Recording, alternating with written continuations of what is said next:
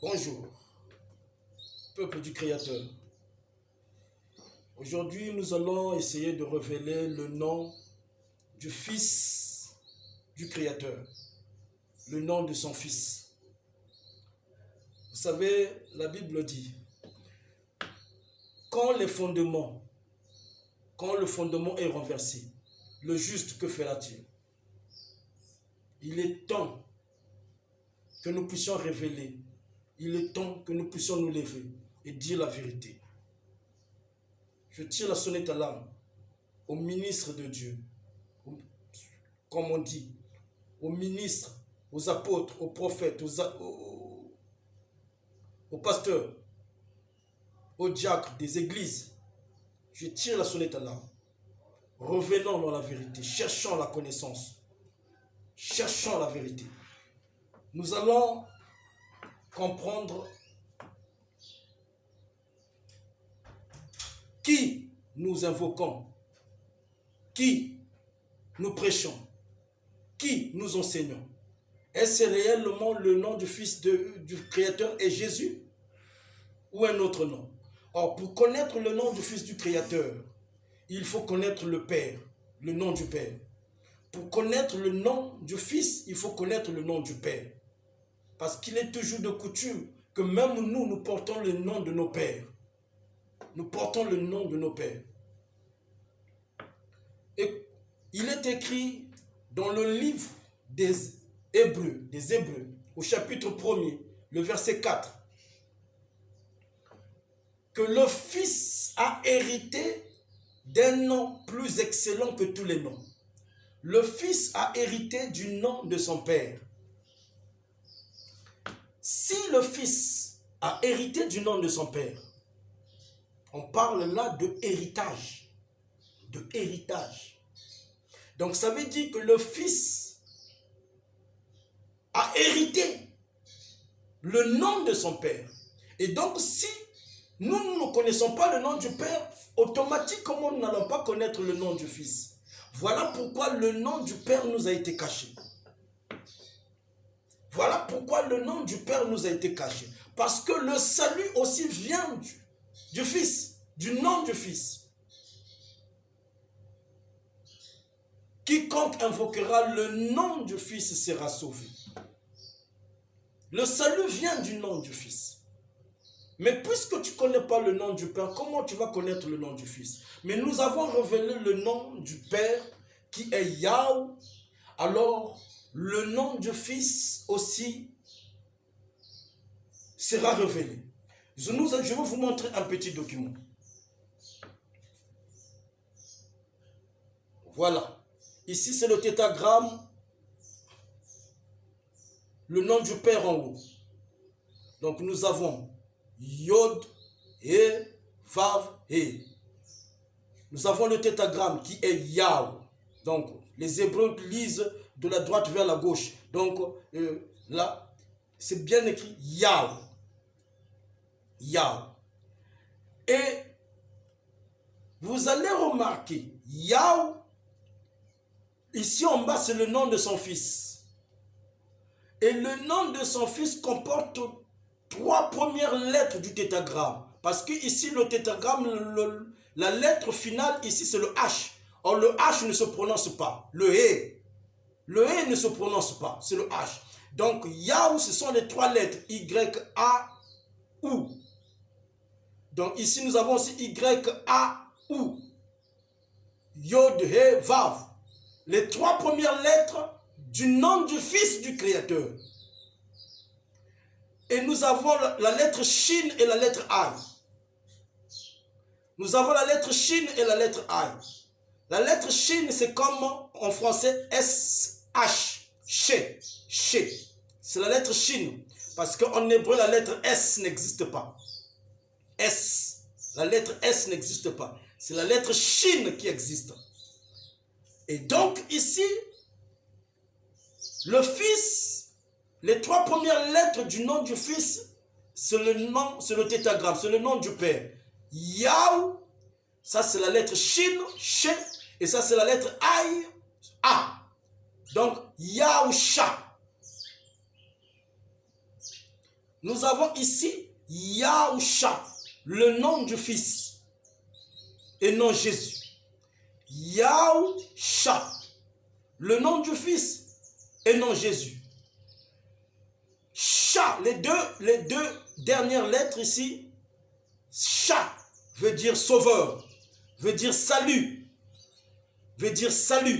Sha, comme le nom de Ésaïe, Isha, Yahweh, le salut de Yahweh, le salut de l'Éternel. Yahweh égale Yahusha aussi, Yahusha, donc l'Éternel notre salut. Vous avez vu? L'Éternel notre salut, Yahweh notre salut. Sha, les deux lettres ici c'est Sha, qui veut dire salut ou sauveur. L'Éternel notre sauveur, l'Éternel notre salut. Le Fils ne s'appelle pas Jésus, mais le Fils s'appelle Yahusha. Les évangiles, l'évangile que nous enseignons, l'évangile du royaume,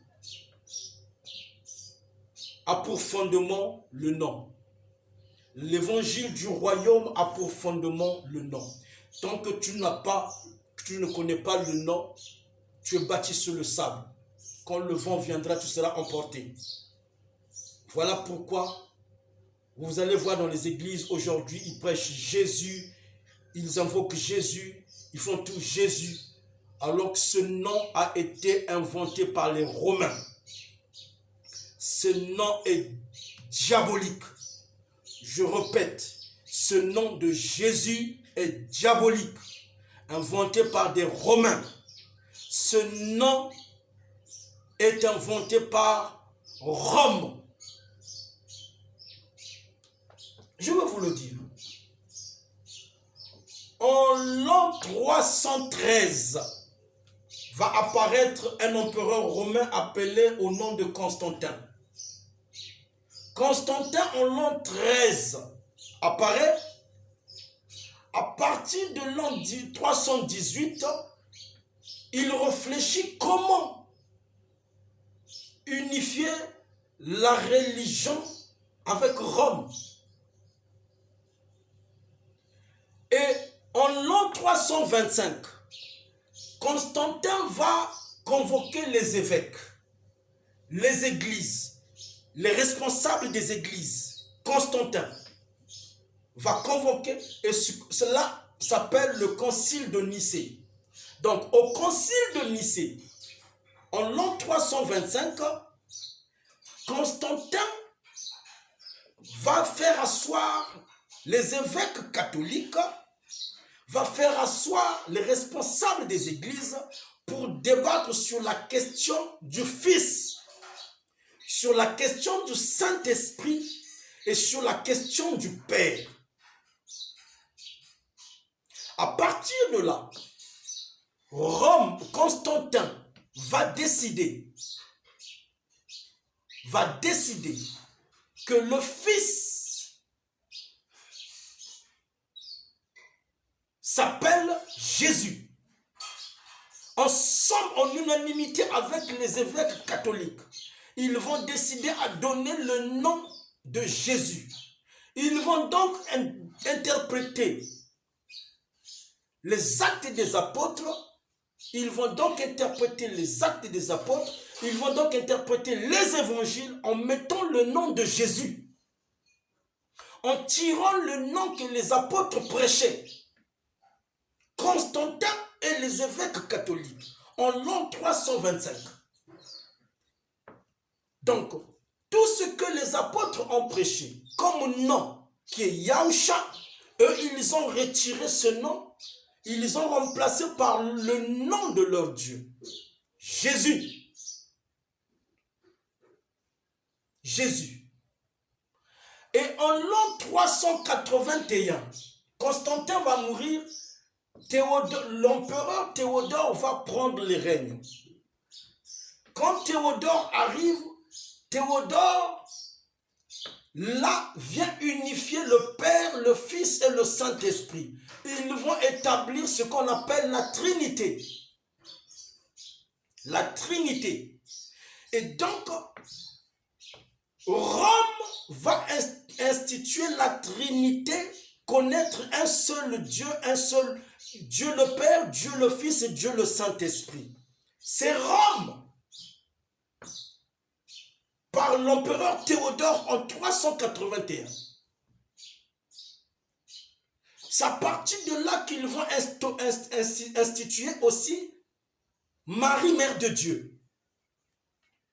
Ils vont établir Marie, Mère de Dieu. Ils vont établir la Trinité. Le Saint-Esprit qui devient Dieu, le Fils qui devient Dieu et le Père. Donc quand tu pries Dieu, tu pries Jésus, il est Dieu, le Saint-Esprit, il est Dieu et Dieu lui-même est Dieu. La Trinité est diabolique et satanique. C'est une institution erronée. Le Fils Yahusha, le Père lui-même, lui a donné son nom. Le Père s'appelle Yahou et le Fils s'appelle Yahusha. Vous voyez?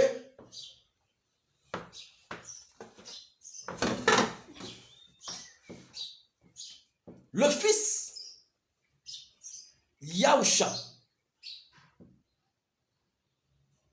son nom est le fondement et la base de toutes choses. Parce qu'en son nom, nous sommes sauvés. Nous avons le salut. Mais aujourd'hui, les églises ne connaissent pas ce nom. Parce que ce nom a été caché. Et ils nous ont donné le nom de Jésus. Mais nous allons lire quelque chose dans les Écritures. Les prophètes avaient déjà prophétisé que ce nom va être changé. Jérémie chapitre 11, le verset 19. On va le lire dans les Écritures. Jérémie chapitre 11, le verset 19. Où vous allez voir que ce nom, les noms ont été déjà, les prophètes avaient déjà prophétisé que ce nom sera changé.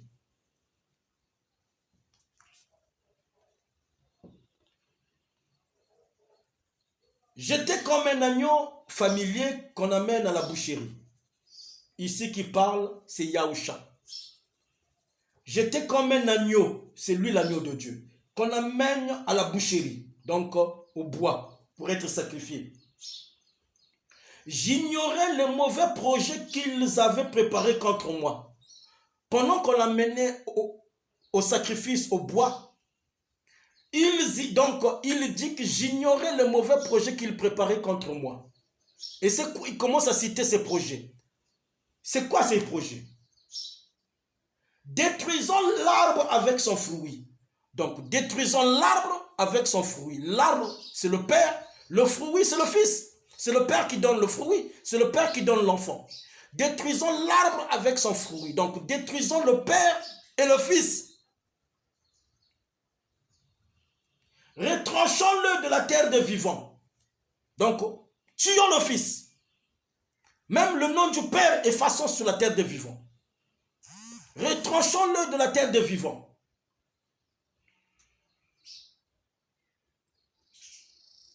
Et qu'on ne se souvienne plus de son nom. Waouh! Retranchons-le de la terre des vivants et qu'on ne se souvienne plus de son nom. Waouh! Retranchons-le. Le qui? On ne dit pas les, mais le. Retranchons-le de la terre des vivants. Donc le Fils était là sous la terre des vivants. Le Fils était bel et bien né. Dont la femme appelée Myriam, Marie. Le Fils était bel et bien né. Mais ils avaient un mauvais projet contre lui. Pendant qu'on partait le sacrifier, il dit, j'étais comme un agneau qu'on amène à la boucherie, au sacrifice. Mais j'ignorais les mauvais projets qu'il préparait contre moi. Ces projets sont: détruisons l'arbre avec son fruit. Détruisons le Père avec son fruit. Retranchons-le de la terre des vivants. Donc, il était question qu'on élimine le Fils. Parce qu'il disait des vérités. Il était question qu'on efface le Fils. Et à la fin, on dit, et qu'on ne se souvienne plus de son nom. Qui connaît ce nom? Est-ce que les églises connaissent le nom de Yahusha? Personne ne connaît. Mais quel est le nom que les églises connaissent? Yeshua. Yeshua. Yesu. Jésus. Jesus. Un seul nom qui se transforme en combien de fois? Je vous ai dit que le nom ne s'interprète pas. Le nom garde la phonétique. Mais comme un seul nom, ça devient Jesus. Ça devient Yeshua. Ça devient Yehoshua. Ça devient plusieurs noms. Ça, c'est de l'hérésie. C'est de l'hérésie. Attention, mes bien-aimés, mes frères et sœurs, je vous en conjure. Revenons dans la vérité. Si vous êtes frappé par ce message, écrivez-moi. Nous allons prier. Nous allons révéler des enseignements. Nous allons passer à la prochaine partie.